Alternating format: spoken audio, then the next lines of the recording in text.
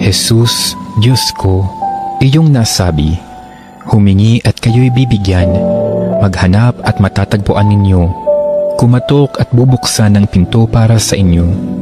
Tunghayan mo po akong nakaluhod sa may paanan mo, napupuno ng buhay na pananampalataya at tiwala sa iyong mga pangakong pinabatid ng iyong kabanal-banalang puso at sinambit ng iyong mga labi.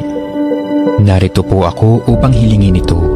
Kanino pa po ako tutungo kung hindi sa iyo, na ang puso ay pinagmumula ng lahat ng grasya at kabutihan? Saan pa po ako maghahanap kung hindi sa baul na naglalaman ng kayamanan ng iyong habag? Saan pa po ako kakatok kung hindi sa pinto kung saan ibinibigay ng Diyos ang sarili niya sa amin at kung saan kami makapupunta sa Diyos? Sa iyo po ako dumudulog, puso ni Jesus.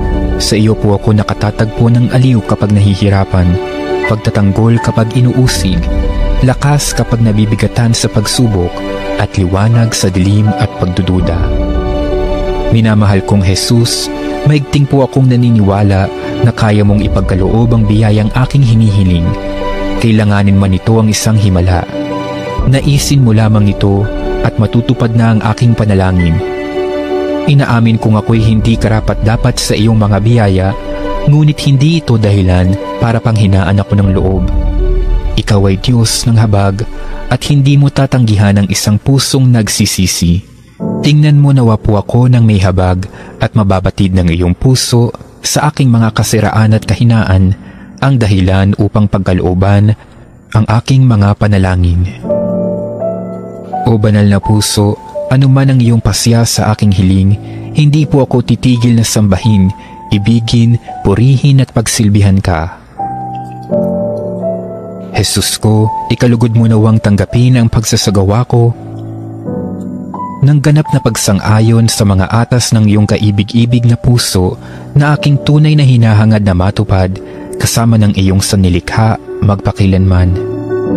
Kabanal-banalang puso ni Jesus, alam kong may iisang bagay na hindi mo kayang gawin, ang mawala ng habag sa mga naghihirap o nababalisa. Tingnan mo po ako, nagmamakaawa po ako, minamahal kong Jesus.